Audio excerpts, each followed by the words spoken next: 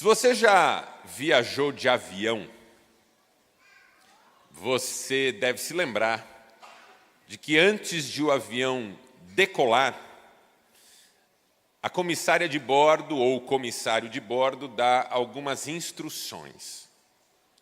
E dentre as instruções, o comissário de bordo orienta ao uso das máscaras de oxigênio em caso de despressurização da cabine. A comissária diz assim: ajuste a sua antes de ajudar alguém. Essa é uma orientação poderosa. Ajuste a sua máscara no seu rosto antes de tentar ajudar alguém, como uma criança, um idoso, uma pessoa com necessidades especiais, enfim. Por quê? Porque se você não ajustar a sua máscara e for tentar ajudar a pessoa ao seu lado, caso comece a faltar ar para você, você não só não conseguirá ajudar direito, como em algum momento terá a sua capacidade respiratória muito prejudicada. Então não é que você deve pensar em si primeiro. Não é um movimento egoístico. Não é um movimento individualista. É um movimento sábio, assertivo, para que você, estando nas melhores condições possíveis, possa auxiliar quem está tendo dificuldade. A ideia é a seguinte: se você não estiver no melhor das suas condições, você não conseguirá ser instrumento de solução na vida do outro. Se eu não estou no melhor das minhas condições, eu terei dificuldades para auxiliar quem quer que seja que está ao meu lado. Isso vale para esse momento no avião, isso vale para a vida profissional em geral, isso vale para o ministério na igreja, isso vale para a vida pessoal como um todo. Se eu não estou bem, dificilmente conseguirei ajudar de forma estratégica, de forma permanente, de forma assertiva, de forma profunda as pessoas que estão ao meu lado. E é bíblico. Quando Jesus diz em Mateus capítulo 7, tira primeiro a trave do seu olho para depois ajudar alguém, é porque a trave no seu olho vai impedir você de ajudar com condições ideais as pessoas que estão precisando. Quando o apóstolo Paulo diz a Timóteo, cuida de ti mesmo e da doutrina, o que ele está dizendo é, você não poderá cuidar da igreja, do ensino, da alimentação espiritual do povo, do pastoreio das pessoas, se você não estiver bem. E quando o livro de Cantares diz, os meus irmãos me fizeram tomar conta da vinha, mas da minha vinha, porém, não pude cuidar, a ideia é, como que eu vou cuidar da vinha dos outros se a minha está morrendo? Como é que eu vou cuidar de casamentos se o meu casamento está desmoronando? Como é que eu vou cuidar de famílias se a minha família está desmoronando? Por isso o apóstolo Paulo também escreveu que quem não cuida da sua casa não pode cuidar da igreja. Quem não cuida da sua família não tem como cuidar das famílias. Deus quer que você esteja bem para cuidar dos outros. E à medida em que nós estamos bem, cuidamos bem das pessoas que Deus coloca no nosso caminho. Por isso a importância do autocuidado na vida do líder, que é o meu tema nessa manhã. A importância do autocuidado na vida do líder. O líder cuida de si e dos demais. Cuida de si mesmo e da doutrina. Cuida da própria vinha e da vinha alheia. Cuida da sua casa e da igreja. Tira a trave do seu olho e ajuda a tirar o cisco do olho do irmão. Esse é o papel do líder, estar bem para fazer bem. estar em sintonia com Deus para poder ajudar pessoas a andarem em sintonia com Deus. Senão o que vai acontecer é o que Jesus denunciou em relação aos fariseus e aos religiosos em geral. Vocês são cegos guiando cegos, vão cair todos no mesmo abismo. Um líder que não está bem emocionalmente, que não está bem espiritualmente, não vai conseguir ajudar pessoas a viverem bem emocionalmente, espiritualmente. Ele vai compartilhar a sua enfermidade de alma, contaminar as pessoas ao seu redor. Gente doente adoece pessoas. Líderes doentes adoecem uma igreja inteira. Pessoas doentes intoxicam outras pessoas. Precisam ser tratadas, curadas, trabalhadas por Deus, de modo a poderem ser tudo o que Deus quer que elas sejam. Reverendo Hernandes Dias Lopes costuma dizer, e ele está coberto de razão nessas palavras, que antes de Deus agir através de você, Ele quer agir em você. É em você e através de você, não apenas através de você. Deus pode usar uma pessoa que não se deixa tratar? Pode, Ele é soberano, mas serão ações pontuais, específicas. Deus usou Saul. A Bíblia diz que Saul esteve em determinado momento entre os profetas. Foi tomado pelo Espírito Santo e profetizou. Mas quantas vezes isso aconteceu na vida dele? Deus usou uma mula. Mas quantas vezes? Deus pode usar você na sua enfermidade, mas será um uso pontual. Para Deus usar você de forma recorrente, Ele precisa tratar de você. Deus usou Jonas, mas adoecido, Jonas foi usado de forma pontual e com grandes implicações pessoais de tristeza, de angústia e de dor. Sansão foi usado por Deus, mas por causa de suas enfermidades de alma, acabou morrendo junto com o ato de libertação que, enfim, ele tinha que promover. Faz diferença servir a Deus como Sansão ou como Daniel. Faz diferença ser usado por Deus como Saul ou como Davi. E o meu objetivo é ser usado por Deus como alguém em quem Deus tem liberdade para trabalhar. O seu desejo deve ser o mesmo. Ser instrumento nas mãos de Deus, como alguém em quem Deus tem liberdade para trabalhar. Por que eu devo me cuidar? 3 motivações. A primeira motivação para o autocuidado é autoridade. Diga, autoridade. Porque quem não se cuida não tem autoridade para cuidar. Imagine que você vá num médico cardiologista e quando você entra no consultório dele, ele está fumando um cigarro. Ou você vai no médico de regime, com todo respeito a quem está um pouquinho acima do peso, o médico de regime tem 140 quilos. O que é que você pensa imediatamente? Tem alguma coisa errada aqui. O especialista em queda de cabelo é careca. Tem alguma coisa errada aqui. O conselheiro de matrimônio é divorciado. No começo do meu ministério, nós tínhamos na igreja que eu pastoreava um ministério muito forte de famílias. E tinha um irmão que queria muito ajudar no ministério, mas ele já estava no 4º casamento. E eu chamei para conversar, perguntei para ele: por que uma pessoa chega ao 4º casamento? Ele disse assim: mulheres são difíceis. Eu disse: estou vendo. O irmão deve ser uma graça. Pessoa querida, fácil de lidar. Como é que eu vou ajudar famílias se da minha família eu não cuido? A minha autoridade fica questionada. Uma das frases que me chamam a atenção no ministério de Jesus é quando ele está sendo confrontado pelos religiosos e ele pergunta assim: quem de vocês me acusa de pecado? E todos têm que silenciar, porque podem até não concordar com o que ele ensina, mas não podem negar que a vida dele fala mais alto até do que as suas palavras. Eu preciso me cuidar se eu desejo ter autoridade, sobretudo autoridade espiritual. Como é que eu vou cuidar de uma igreja se eu sou desequilibrado emocionalmente? Como é que eu vou cuidar de pessoas se eu não controlo minha língua?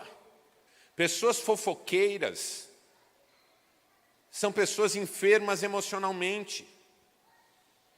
A fofoca é uma forma que elas encontram de se centralizar no palco da vida, como que se estivessem dizendo através da fofoca: veja, eu sei coisas que você não sabe, eu tenho uma importância que ninguém reconhece, eu preciso ser valorizado. O fofoqueiro quer fazer parecer para si mesmo que ele tem participação no palco da vida, quando na verdade a participação dele é para o mal. Como é que um líder vai ser fofoqueiro? Conversa com uma pessoa no privado e depois espalha a história no grupo. Como é que um líder vai ser agressivo? Pessoas agressivas, violentas, são enfermas emocionalmente. Em nome da necessidade de autodefesa, partem para o ataque. Se sentem sempre ameaçadas, reconhecem os outros como inimigos em potencial. Como é que vão liderar ovelhas? Ovelhas de Deus, ovelhas de Cristo. Quando a gente não se cuida, a nossa autoridade é posta em xeque. Porque cedo ou tarde alguém vai dizer para nós assim: é fácil falar, quero ver fazer. É fácil dizer, quero ver colocar em prática. Porque reconhece que nem na sua vida o que você está dizendo é colocado em prática. Isso quer dizer que você não tenha pecados? Não, a Bíblia diz isso. Quem disser que não tem pecado é mentiroso e a verdade não está nele. Mas quer dizer que na luta contra o pecado você tem encontrado vitória. Isso quer dizer que você nunca falha, nunca perde a estribeira? Não.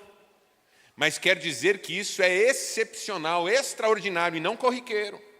Nós somos pecadores, mas somos pecadores lavados, regenerados, remidos no sangue do Cordeiro, e o pecado não tem domínio sobre nós.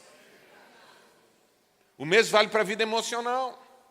Se eu sou uma pessoa desequilibrada, desorganizada internamente e por isso desorganizada externamente, porque toda desorganização do lado de fora nasce de uma desorganização do lado de dentro. Sabe aquela pessoa que nunca sabe onde deixou alguma coisa? Estava na mão, pôs em algum lugar, não lembra onde. Aí vai procurar, acha coisas que estavam perdidas faz tempo. Essa necessidade de estar o tempo todo em desespero. Há pessoas que parece que precisam estar em situação de desespero. E fazem drama. Meu Deus, o que está acontecendo? Por que tudo acontece comigo? O mundo externo é apenas uma expressão do mundo interno. A pessoa que carrega conflitos interiores precisa viver conflitos exteriores para poder dizer: está vendo, é por isso que eu sofro. A mulher que está carregando conflitos que ela ainda não resolveu, da sua história, da sua infância, da relação com uma mãe narcisista, da relação com um pai omisso, ela tem tantas frustrações, ela tem tanta raiva dentro dela que ela precisa colocar do lado de fora para dar uma razão de ser para isso. Aí ela está em casa, termina de guardar alguma coisa, vai para a sala, está lá o marido. Numa paz que chega a dar nojo. Sentado, bebê no peito dele, dormindo. Filho mais velho no tapete, quietinho, brincando com o carrinho. Aquela cena do céu. A mulher não aguenta. Pelo jeito a vida de todo mundo está boa, né? Também só eu faço as coisas nessa casa? Aí o marido ainda tenta ajudar. Meu bem, o que você quer? Agora não quero nada. Já fiz o que tinha que ser feito. Aí o marido está tentando ajudar. Por que não me pediu? Pedir para quê? Não vai fazer mesmo? Aí uma hora o marido cansa de tentar ajudar e fala assim: mas você só reclama. Eu que reclamo. Quer dizer então que eu estou reclamando, então não posso pedir nada? Tá certo, eu sou uma mula nessa casa, só tenho que trabalhar. Aí a criança começa a chorar, o bebê acorda, aí ela diz assim: tá vendo o que vocês fazem comigo? Pessoas conflituosas internamente precisam pôr o conflito do lado de fora. senão essa angústia fica dolorosa demais. E se você não consegue pôr ordem na sua vida interior, como é que você vai ter autoridade para ajudar outras pessoas?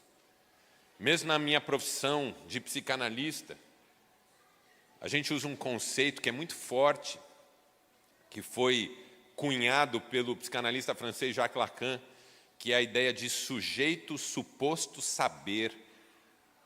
O analista, o psicoterapeuta é um sujeito suposto saber. A pessoa que o procura tem convicção de que pode ser ajudada, de que aquele terapeuta, de que aquele analista é alguém em condições de ajudar.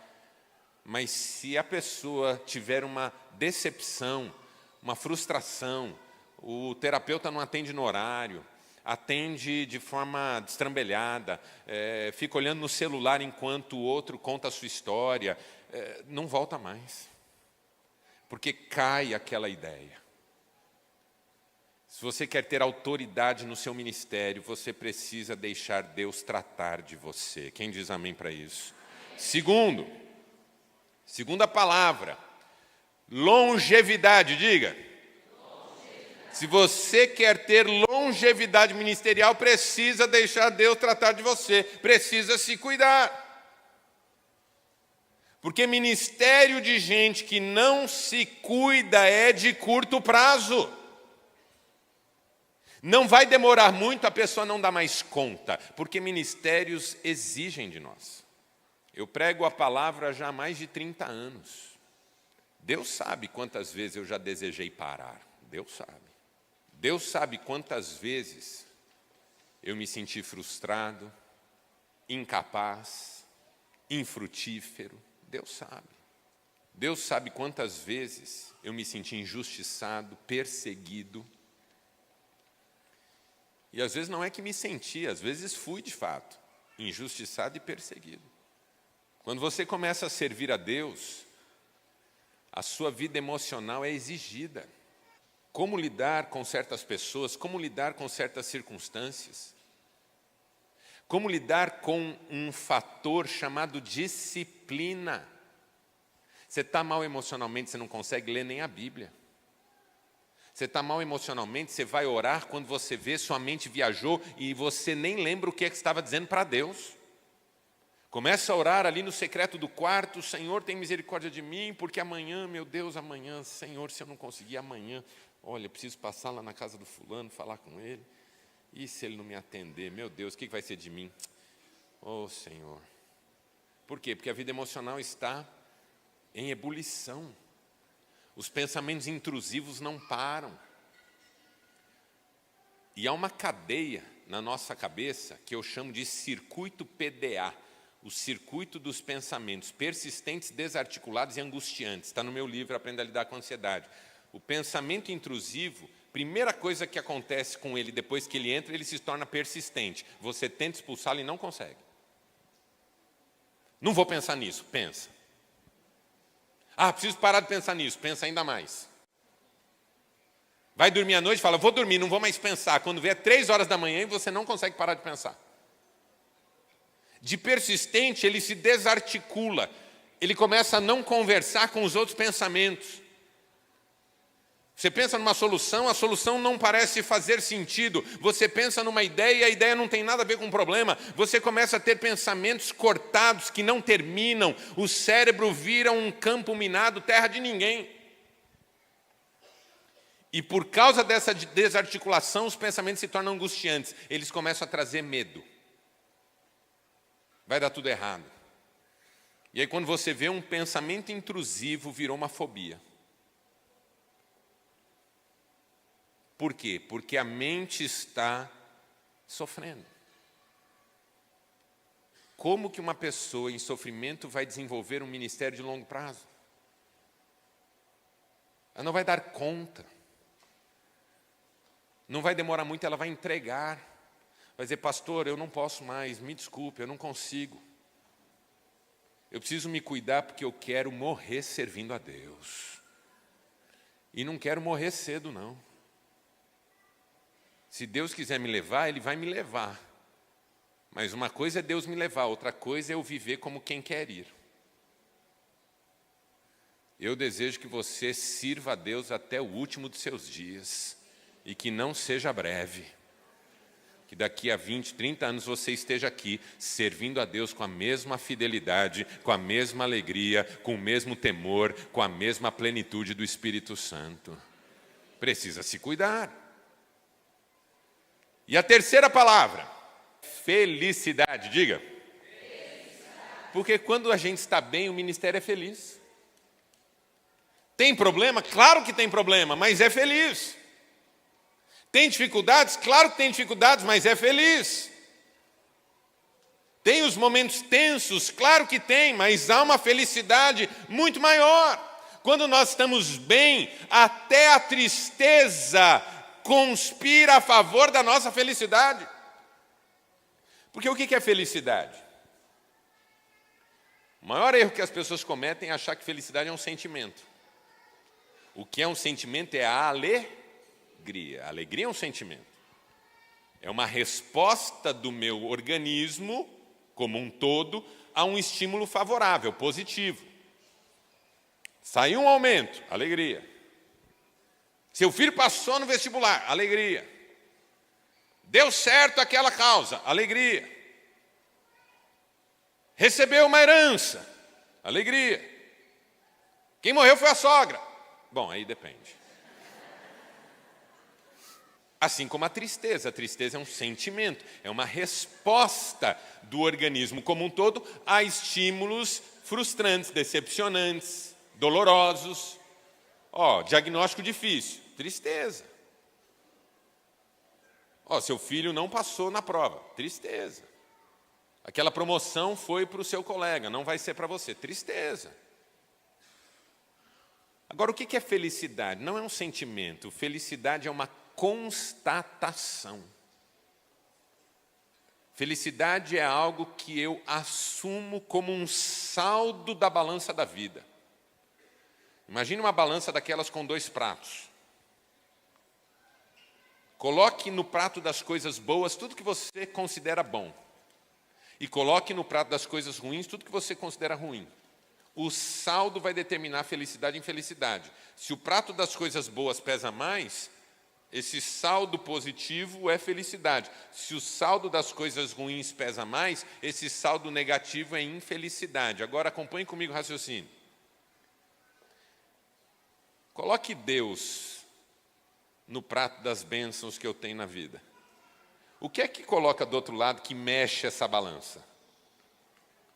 Então, quem tem Deus é totalmente feliz. Porque não há o que colocar no outro prato que mexa essa balança. Agora, quem é feliz não fica triste? Fica. E Jesus falou sobre isso de forma magistral quando ele disse assim: felizes os que choram. Por quê? Porque é bom chorar? Não. Por quê? Porque chorar é um privilégio? Não. Porque serão consolados. Olha Deus no prato das coisas boas aqui que a gente tem na vida. Quando eu entendo isso, e precisa ter saúde emocional para entender isso, senão você fica funcionando só a partir dos sentimentos. Como é que você reconhece uma pessoa que não está bem emocionalmente? Os sentimentos falam mais alto do que as convicções. As emoções estão sempre à flor da pele. A pessoa perde a capacidade de refletir e de avaliar a si mesma naquele contexto. Perde a capacidade de olhar para si mesma e reconhecer os seus desafios pontuais. A pessoa que não está bem emocionalmente não consegue se sentir feliz porque ela parte do princípio de que felicidade é um sentimento e aqui ela já está errando. A pessoa que está bem emocionalmente, ela diz assim: hoje eu não estou legal, estou triste, estou chorando, mas eu sei que Deus é comigo e eu sou feliz em Deus. Eu sou feliz em Deus. Às vezes alguém me pergunta: você está feliz? Eu digo: eu sou feliz. Ah, mas e essa luta? Essa luta é essa luta, mas eu sou feliz. Por isso eu canto: se paz a mais doce me deres gozar, ou dor a mais forte eu sofrer, ó, seja o que for, tu me fazes saber que feliz com Jesus sempre sou. precisa ter equilíbrio, saúde emocional, para poder isolar felicidade dos estímulos circunstanciais negativos. Isso aqui não me faz infeliz, isso aqui é a minha luta, é a minha tristeza e a minha dor. Mas eu sei que sou feliz por causa de tudo mais que Deus tem feito na minha vida. Então, felicidade é uma questão de saúde emocional também. Você não fica igual Jonas. Fez um ministério horrível, os resultados foram esplendorosos, mas ele pediu a morte. Por quê? Porque na sua enfermidade emocional, nem mesmo a conversão de Nínive inteira serviu para que ele se alegrasse em Deus. Então, por que eu devo me cuidar?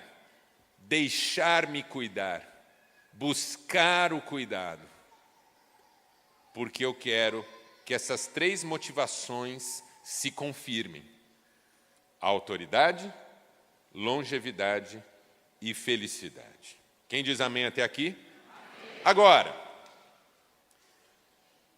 quais são os reais perigos que me rondam e que, de algum modo, representam dificuldades e ameaças para a minha estrutura mental, física, emocional? Bom, em primeiríssimo lugar, o que Paulo chama em Efésios, capítulo 6, de forças espirituais do mal. O diabo quer adoecer você, entenda isso. O diabo trabalha em 4 instâncias contra uma pessoa. Primeira instância é a instância da tentação. Na tentação, o diabo sugere, seduz. O exemplo mais óbvio é Jesus no deserto, em que ele foi tentado pelo diabo. Todos nós somos tentados pelo diabo o tempo inteiro e não adianta repreender, não adianta amarrar, não adianta expulsar. A tentação é um ministério que o diabo tem absoluta liberdade para operar nele. Até Jesus foi tentado. E você é tentado o tempo inteiro. Você está sendo tentado agora. Está sendo tentado a levantar e ir embora. Está sendo tentado a não dar crédito na palavra. Está sendo tentado a pensar mal de uma pessoa que você viu. Deu uma batida de olho assim na igreja. Olha quem está lá. Canalha. Acho que ninguém sabe o que faz. E ainda vem na igreja, safado, pensa que engana Deus, vai para o inferno, e eu vou rir. Você é tentado a pensar coisas. Tem alguém falando aqui o tempo inteiro, ó. O diabo é um falador, é um tagarela. Eu digo que o primeiro ministério do diabo é a tagarelice. Está o tempo inteiro sugerindo, tentando seduzir. Ele é o tentador, diz a Bíblia. O segundo patamar é a provação. O segundo nível de atuação do inimigo é a provação. O exemplo típico na Bíblia Sagrada é o caso de Jó. Só que saiba de uma coisa, a provação que o diabo muitas vezes protagoniza na nossa vida jamais prescinde da autorização divina.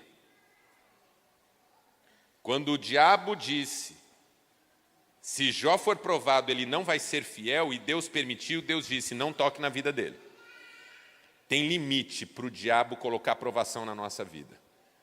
E uma coisa que eu e você sabemos pela fé: toda provação, primeiro, tem escape, e segundo, se transforma em bênção para nós. Mas por que o diabo entra nessa? Porque ele quer nos impor sofrimento. Sofrimento físico, sofrimento emocional, sofrimento em relação às coisas que nós perdemos num processo de provação, enfim.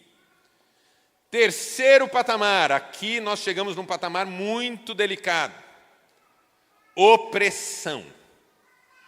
Veja, tentação, Provação, opressão. Na opressão, o diabo está atuando para adoecer você, para pesar sobre você. O ministério do diabo com Saul, num primeiro momento, é opressão pura. Saul só acalma quando Davi toca a sua harpa. Se na tentação, preste atenção nesse conceito que eu vou compartilhar com você nessa manhã. Se na tentação o diabo seduz você por meio do desejo, na opressão o diabo oprime você através dos medos, das culpas e das raivas. Entendeu? Como é que o diabo me tenta? Mexendo com os meus desejos. Mas como é que ele me oprime? Atacando nos meus medos, nas minhas culpas e nas minhas raivas. Ele me oprime, me apavorando, insuflando o que há de pior em mim. Então agora ele não está mais me tentando, ele está me culpabilizando pelo pecado em que eu já caí. Ele está me assustando em relação ao futuro que ele me convenceu que é apavorante. E ele está tentando despertar em mim o que há de mais terrível em mim. Toda a minha revolta, toda a minha raiva, todo o meu ódio, o meu rancor, a minha falta de perdão. O diabo oprimia aqueles religiosos de tal maneira que quando Estevão lhes pregava a palavra, eles rangiam os dentes, de tanta raiva que eles tinham. A opressão, ela coloca você nesse lugar em que você começa a desejar matar ou morrer. Uma pessoa que está oprimida pelo diabo, ela não quer sair da cama. Uma pessoa que está oprimida pelo diabo, ela não quer viver. Uma pessoa que está oprimida pelo diabo, às vezes chega a ponto até de dar cabo da sua vida. Diferente do quarto estágio do diabo, que é a possessão. Que é quando a pessoa está tão rendida, que aí não é mais só sobre desejo, não é mais só sobre circunstância, no caso da provação, não é só sobre medos e raivas e culpas, é sobre o corpo e sobre a mente como um todo. A pessoa perde o controle da existência dela e agora ela é controlada por um espírito maligno. Agora, duas coisas sobre a possessão que você precisa entender. Primeira, crentes não ficam possessos. Por quê? Porque há uma presença neles que impede a entrada de qualquer outra presença. É a presença do Espírito Santo. Jesus ensinou isso em Lucas, quando disse, um espírito quando encontra uma casa vazia. Louvado seja Deus, eu e você não somos casa vazia. E segundo, na possessão, o diabo pode fazer você sofrer no limite da exaustão, mas não pode matar você. Havia um menino que o diabo jogava no fogo e na água, mas não pôde matar o menino.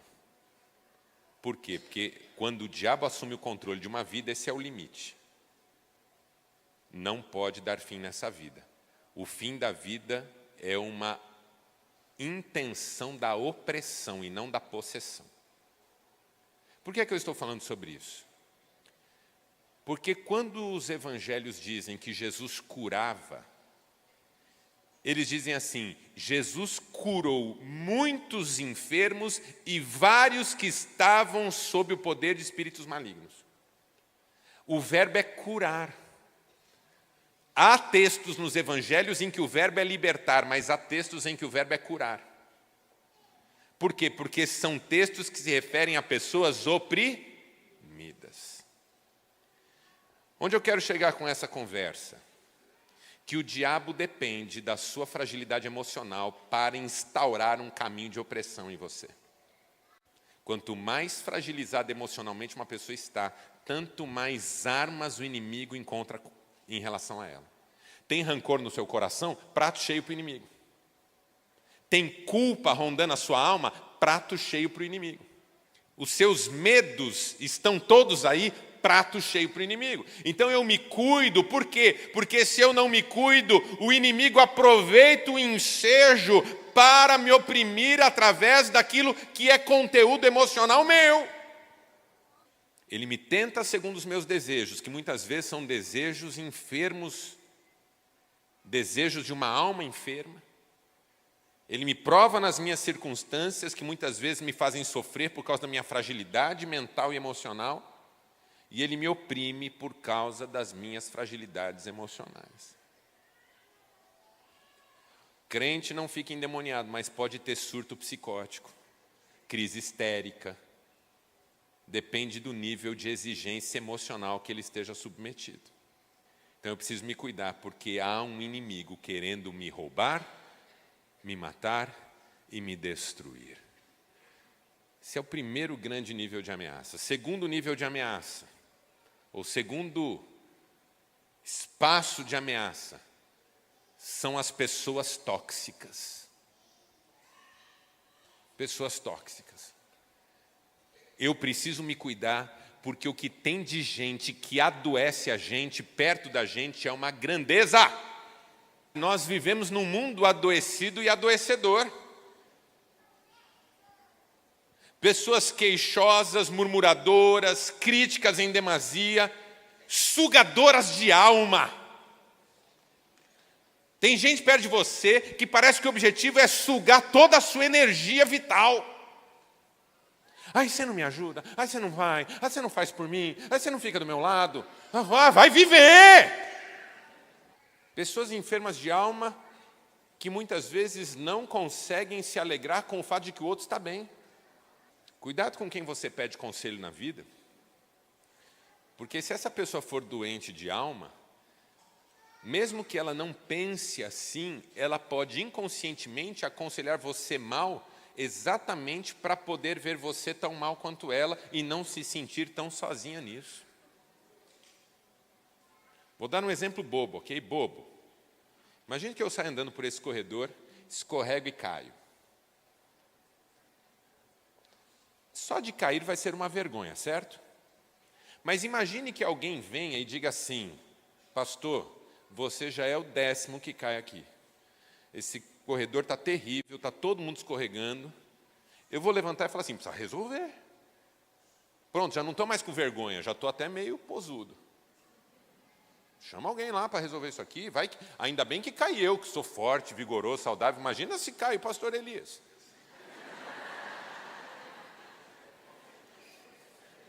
Queria agradecer pela oportunidade, hoje será a última vez que eu pregarei aqui.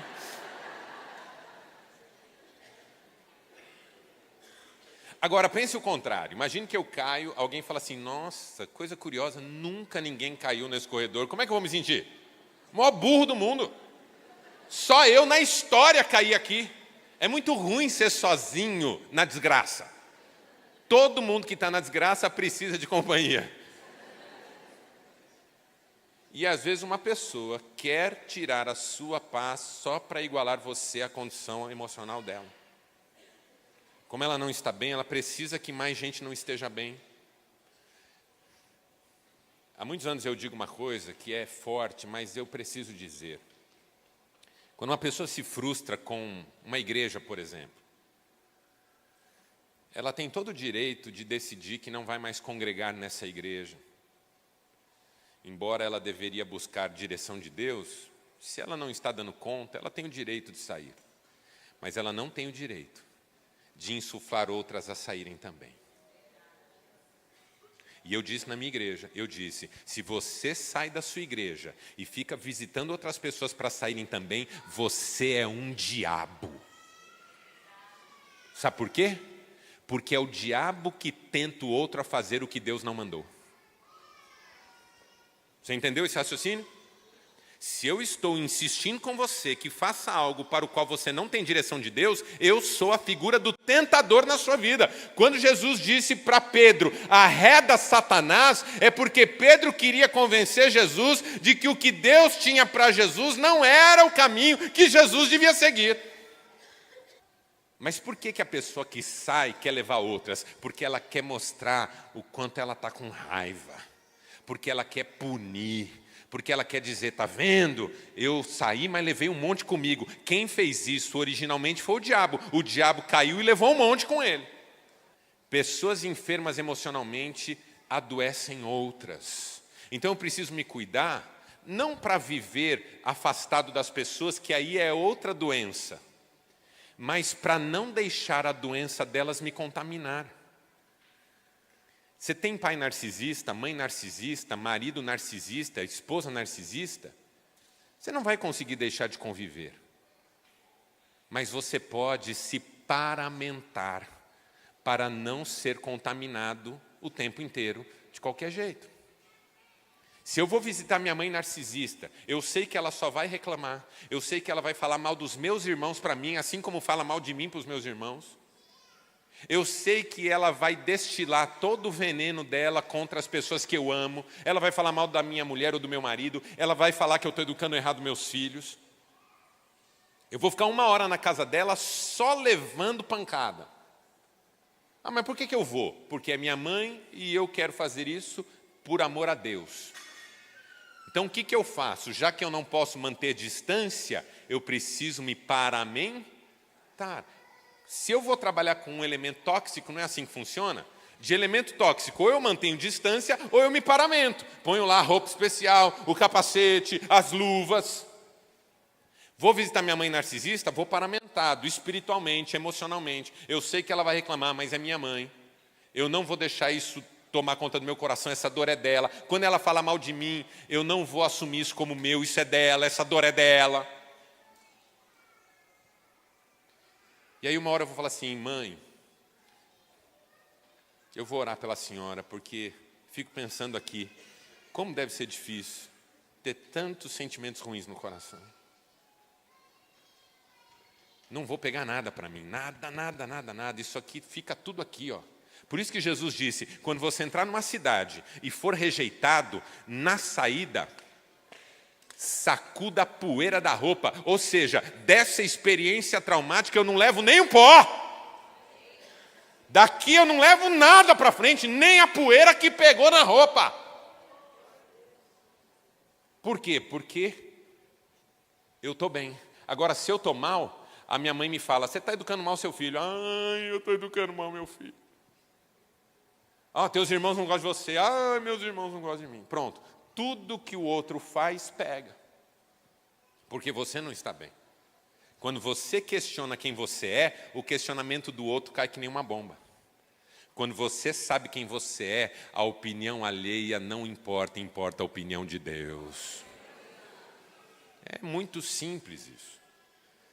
Mas tem uma terceira questão aqui. Dentre as ameaças que nós temos que lidar. A primeira são as forças espirituais do mal. A segunda são as pessoas tóxicas. E a terceira? A terceira eu chamo de autossabotagem. É você sendo o problema para você. Você já conversou com uma pessoa que você disse assim, amigo, você tem tudo para ser feliz, mas não? Por quê? Porque você sente que a pessoa é que sabota a própria felicidade.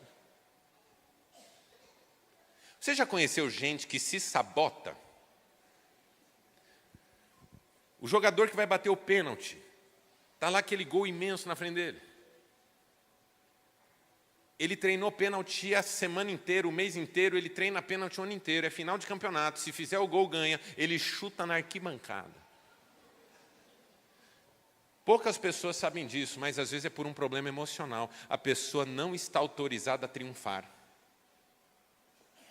Então ela fracassa no momento do triunfo. Freud tem um texto em que ele fala sobre pessoas que triunfam quando fracassam e fracassam quando triunfam. É gente que na derrota se realiza e na vitória se perde.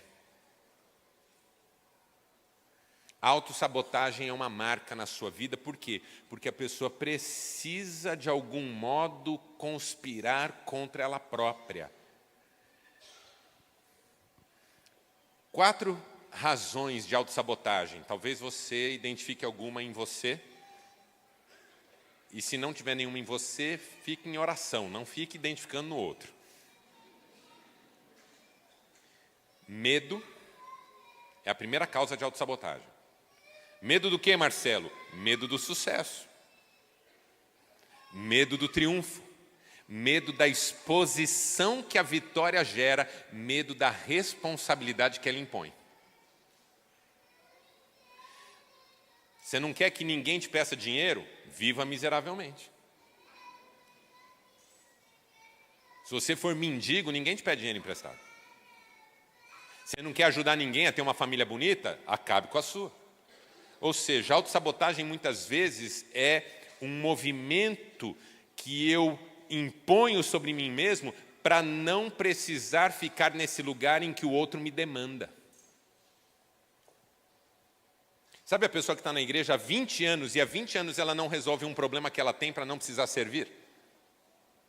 20 anos que ela está na igreja, o pastor falou assim, irmão, você precisa ajudar, é que eu não consegui ainda resolver aquele meu problema. Não é que não conseguiu, não quer. Por quê? Porque sabe que o dia que resolver vai ajudar, não quer ajudar. É o medo de se colocar numa situação nova, desafiadora, então é melhor ficar nessa situação de sofrimento. O medo da vitória muitas vezes se assenta sobre um negócio chamado ganho secundário. O sofrimento, por pior que seja, traz um benefício na sequência. Seu filho sabe o que é isso. Ele acorda com uma dor de garganta terrível, tudo cheio de pus, uma dor imensa, febre, mas no fundo ele está feliz porque não vai na escola. Isso é ganho secundário. Eu, quando fico doente, eu que sou adulto, quando fico doente, tenho ganho secundário. Minha mulher faz tudo para mim. Eu falo, Cris, eu não estou bem. Ela fala, deita um pouquinho, amor. Aí eu deito. Aí ela fala, quer alguma coisa? Aí uma hora eu faço menção de que vou levantar. Ela fala, onde você vai? Eu falo, vou na cozinha. Ela fala, não, fica deitadinho. Me fala o que você quer que eu pegue. Eu falo, uma costela. Bem assadinha, temperadinha, por favor, se não for incomodar muito. Entendeu o ganho secundário? Tem gente que tem medo de sair desse lugar de sofrimento e começar a ser exigido na responsabilidade. O marido tem ganho secundário sendo problemático, porque enquanto ele é problemático, a esposa deixa ele ser problemático. Ah, não mexe com teu pai, ele é problemático. Os filhos sabem que ele é problemático. Ah, não vamos falar com o pai que ele é problemático. Agora, o dia que ele se resolver diante de Deus, os filhos vão demandá-lo como pai, a esposa vai demandá-lo como marido, e aí ele não sabe se vai dar conta, então ele prefere continuar problemático. Medo. Segunda causa de autossabotagem. Culpa. Quem carrega culpa se sabota porque não se permite viver feliz uma vez que tem essa culpa. Se você não se perdoou até hoje de algo que você fez no passado, você não vai se autorizar o sucesso, por quê? Porque se a vida não pune, se Deus não pune, você se pune. Tem pessoas que, por terem cometido erros no passado, não se permitem a felicidade no casamento, na educação dos filhos, na igreja. Culpa. A culpa de uma situação da infância que às vezes nem culpa da pessoa é, mas ela carrega como culpa, porque a culpa pode ser justa ou injusta, e quando ela é injusta não é mais culpa, é sentimento de culpa. E o problema do sentimento de culpa é que ele já não tem mais um fato, ele é só um sentimento. E a pessoa que se sente culpada o tempo todo acha que uma bomba vai cair sobre ela. E como é que vive uma pessoa que acha que uma bomba vai cair sobre ela? Não vive, paralisa. Terceiro, mágoa. A mágoa é um fenômeno que precipita na autossabotagem. Por quê? Porque quem tem mágoa precisa continuar como vítima. Olhe para mim, presta atenção. Como que você vai ser uma vítima do seu irmão se você for feliz? É a história que eu contei do meu pai aqui na quinta. Quando a gente queria dizer para ele que ele errou com a gente como pai, ele olhava para a gente e falava assim, estou vendo como vocês sofrem. Um dia eu falei para meus irmãos, a gente vai ter que zoar a nossa vida se a gente quiser culpar o pai. Porque feliz do jeito que a gente está, o pai nunca vai aceitar que ele errou. Eu estou brincando, mas isso é verdade. Pessoas que carregam mágoa têm que permanecer infelizes para continuar culpabilizando a outra de suas agruras. Se você tem raiva de alguém, mágoa de alguém, você não pode ser feliz. Porque como é que você vai justificar o seu sentimento? Você está bem, você está prosperando, seu ministério está uma bênção. Aí você fala assim, eu tenho mágoa. A pessoa vai olhar para você e fala, mágoa de quem? Uma pessoa me fez mal. Como te fez mal? Olha a vida que você está levando, olha onde você chegou. Essa pessoa foi bênção para você. Você não pode deixar isso acontecer. Só tem um jeito de você ser feliz. Se você de fato quiser ser. Perdão. Enquanto você não liberar perdão, inconscientemente você precisa continuar sofrendo. Para continuar justificando a raiva, a dor que você sente em relação a alguém. Se eu estou bem, eu não tenho raiva de ninguém, porque que mal alguém me fez se eu estou bem? José é o exemplo disso. José olhou para os irmãos e falou assim, não temam por terem me vendido para cá, nem foram vocês que me venderam, foi Deus que me enviou adiante de vocês para promover uma salvação para o mundo inteiro. O que José está dizendo? Agora que eu estou onde eu estou, eu não tenho raiva de vocês, porque eu consigo enxergar que foi Deus que permitiu que vocês fizessem o que fizessem comigo. Foi Deus que permitiu que vocês fizessem o que fizeram. Então como é que eu vou ter raiva de vocês, mágoa de vocês, rancor de vocês? Não posso. Então se eu quero manter minha mágoa, eu preciso me manter na prisão do Egito.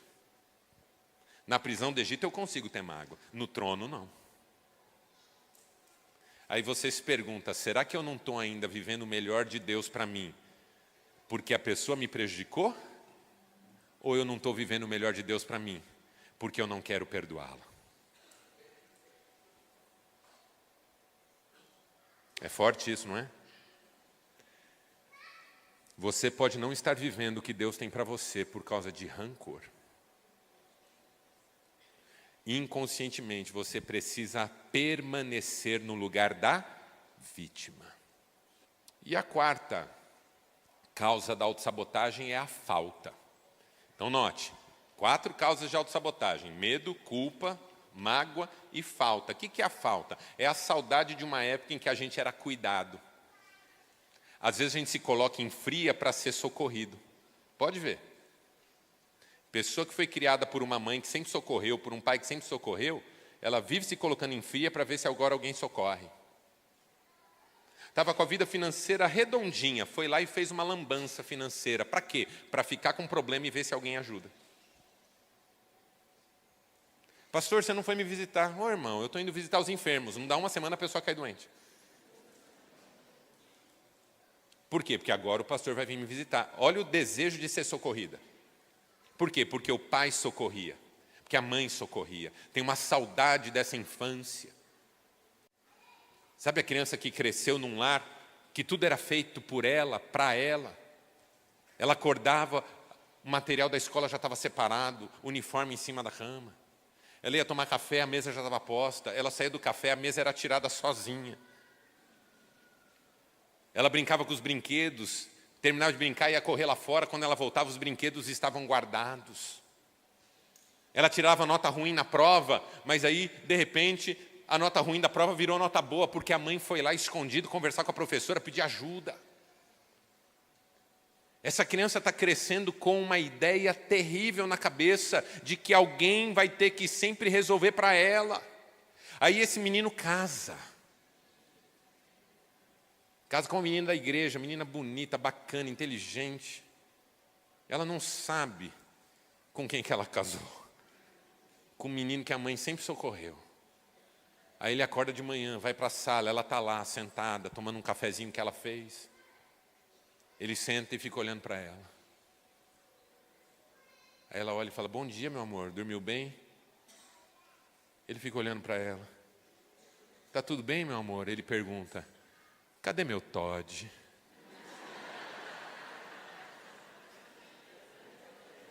Tem uns caras do Todd aqui? Tem, sempre tem. Qual que é a saudade dele? Como a mamãe cuidava.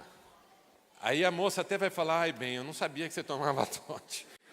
Mas amanhã eu faço, eu vou ter que comprar o Todd. Ai, por favor. Aí no dia seguinte ela compra o Todd, faz o Todd, mexe o Todd. O Todd vem endemoniado, ele não dissolve de jeito nenhum, mexe, ele não dissolve. Aí ela leva para ele, ele bebe e fala, não tá do jeito que a mamãe fazia.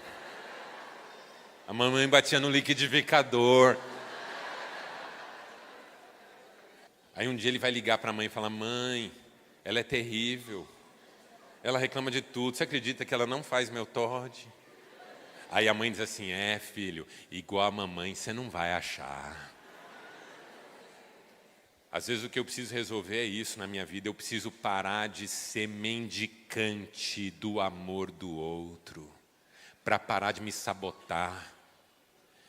Eu posso ser ajudado pelo meu irmão? Posso. Eu posso ser cuidado pelos meus irmãos? Devo, mas eu não devo mendigar isso, porque ainda que ninguém se levante para me socorrer, há um Deus que me socorre, que me ajuda, que me auxilia, que não me deixa só, e ainda que as montanhas se levantem contra mim, Ele me guardará e me protegerá em todos os momentos. Isso é saúde emocional, quando a gente para de sabotar a própria vida por causa do outro. Seja o outro que demanda, seja o outro que culpabiliza, seja o outro que fez mal, seja o outro que socorreu. Eu não sou mais fruto de quem o outro é, eu sou fruto do que Deus quer que eu seja. E aí eu termino com 3 dicas práticas. Primeira, é o que eu vou chamar aqui de estratégias. Então, o que eu tentei te ajudar a entender nessa manhã? Primeiro, as motivações. Autoridade, longevidade e felicidade. Tentei te ajudar a entender as ameaças. As forças espirituais do mal, as pessoas tóxicas e a autossabotagem, que é você mesmo inimigo de si. E agora eu vou te propor 3 estratégias para você se cuidar. E a primeira é, invista na sua saúde integral. Diga, invista na sua saúde integral. Como que eu faço isso? Cuidando do corpo, da mente e do espírito. Como é que eu cuido do corpo? Hábitos saudáveis. Como é que eu cuido da mente? Espaços de descarga do excedente emocional. Espaços de construção de equilíbrio emocional. Boas conversas. Eu digo que toda pessoa tem que conversar toda semana com pelo menos 4 tipos de pessoa. Primeiro, a pessoa que me ama. Eu preciso conversar toda semana com uma pessoa que me ama. Sabe por quê? Porque ela vai me dizer a verdade. A pessoa que não me ama fala o que eu quero ouvir. O maior exemplo é o diabo. O diabo não me ama, mas ele fala o que eu quero ouvir. Quando a gente conversa com quem ama a gente pode criticar uma ideia que a gente está. O problema é que a gente não gosta. O marido fala com a esposa sobre uma ideia, ela fala, bem, não acho uma boa ideia, tá vendo? Você nunca me apoia. O problema de quem nos ama é que quem nos ama não passa pano para a gente. Segundo, toda semana você tem que conversar com uma pessoa que conhece, que tem entendimento, conhecimento, discernimento, uma pessoa que é especialista em alguma coisa. Toda semana você tem que aprender com alguém, para você não tomar decisões ignorantes, com base em desconhecimento. Terceira, toda semana você tem que conversar com uma pessoa sábia. O sábio nem sempre tem conhecimento. Sabedoria e conhecimento são diferentes. Sabe aquela sua avó que não estudou, não sabe ler, mas ela fala com sabedoria do alto? Toda semana você tem que conversar com alguém sábio. E quarto, toda semana você tem que conversar com alguém que tem fé. Essas 4 pessoas são obrigatórias na vida da gente, porque a pessoa que tem fé nos ajuda a crer. Às vezes falo com uma pessoa que tem fé, ela fala assim, não sei como te ajudar, mas uma coisa eu sei, Deus está no controle. Eu não sei o que te dizer, mas eu posso orar por você. Isso são recursos que você tem para cuidar da sua saúde integral. Os espaços de descarga do excedente emocional. O ministério está pesado, onde é que você está desaguando todo esse acúmulo? A gente precisa se divertir, a gente precisa sorrir, a gente precisa dormir bem. A gente precisa sair com amigos queridos, a gente precisa ter essas conversas. A gente precisa fazer algum tipo de atividade. A gente precisa visitar o médico com alguma regularidade. Não é fácil, eu tenho muita dificuldade nessas áreas. Mas a gente precisa tentar. Por quê? Porque se eu adoecer, o meu ministério adoece comigo. Você entende isso? Que se eu adoecer, o meu ministério adoece comigo. Então, invista na sua saúde integral. Quantos dizem amém para isso? Segunda dica, prática. Privilegie os relacionamentos saudáveis. Vamos dizer, privilegie relacionamentos saudáveis.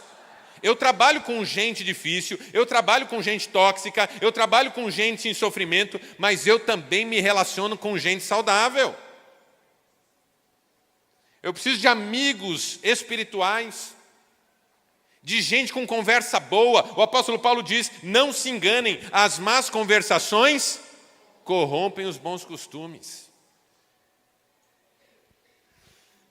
Aí eu preciso de gente que me ama, mas também preciso de gente que me alegra, também preciso de gente que me aconselha, também preciso de gente que me ajuda, e também preciso de gente por quem eu faça tudo isso para ela. Tem relacionamentos que a gente dá e tem relacionamentos que a gente troca. Esses relacionamentos de troca são importantes. Jesus cuidava das multidões, mas ele tinha 3 discípulos com os quais ele estava o tempo inteiro. Eram os relacionamentos saudáveis dele. Por mais que eram pessoas complicadas. Pedro, Tiago, João, não eram pessoas 100% saudáveis, mas eram as pessoas com quem ele podia contar mais de perto. Quem são as pessoas com quem você se relaciona de forma saudável? Quem é a sua amiga que, ao invés de ficar te dizendo, larga desse homem, te diz, amiga, você precisa mudar isso aqui, Talvez seja você que está criando essa situação de que você se queixa. É uma pergunta que Freud fazia para os seus analisandos. Ele perguntava, qual é a sua responsabilidade no problema do qual você se queixa? Invista em relacionamentos saudáveis, privilegie relacionamentos saudáveis. Tenha bons amigos, confidentes. A Bíblia diz, confessem seus pecados uns aos outros para serem, quem lembra? Perdoados? Não, curados. Esse é o maior equívoco da igreja cristã histórica, que a confissão de pecado é para receber perdão. A confissão de pecado para o outro não é para receber perdão, é para receber cura. Não é sobre ser perdoado, quem perdoa é Deus. É sobre desabafar, é sobre ter alguém que ouça e aconselhe espiritualmente, é sobre poder entender que ser humano não é fácil, mas é um privilégio. Quando a gente conversa com gente de Deus, a gente encontra cura. Você precisa ter um terapeuta? Tem um terapeuta. Tem um monte de profissional cristão fazendo um trabalho maravilhoso para te ajudar. Mas não carregue, não perpetue as suas feridas emocionais. Não passe para os seus filhos. Uma casa doente adoece as crianças. Lacan dizia que uma criança reflete com o seu sintoma o que existe de sintomático no ambiente familiar. E por último, almeje intimidade com Deus. Diga, almeje intimidade com Deus. Porque esse é o segredo final. Ser íntimo de Deus. O que você vai descobrir? Que é mais sobre espiritualidade do que sobre religiosidade. Religiosidade adoece, espiritualidade cura. Você vai perceber que é mais sobre a essência do que as aparências. As aparências adoecem, a essência é lugar de cura. Você vai descobrir, algumas anotações que eu fiz aqui, que o ministério é extensão da vida e não fuga da realidade. Tem gente que usa o ministério para fugir da vida pessoal e não para levar a vida pessoal ao exemplo e à edificação de outros. Que ministério é doar o que é abundante e não buscar o que falta. A gente faz ministério não porque está procurando preencher um vazio na vida. A gente faz ministério porque dentro do nosso interior fluem rios de águas vivas, querendo transbordar e matar a sede de outros. Ministério é serviço a Deus e não entretenimento de homens.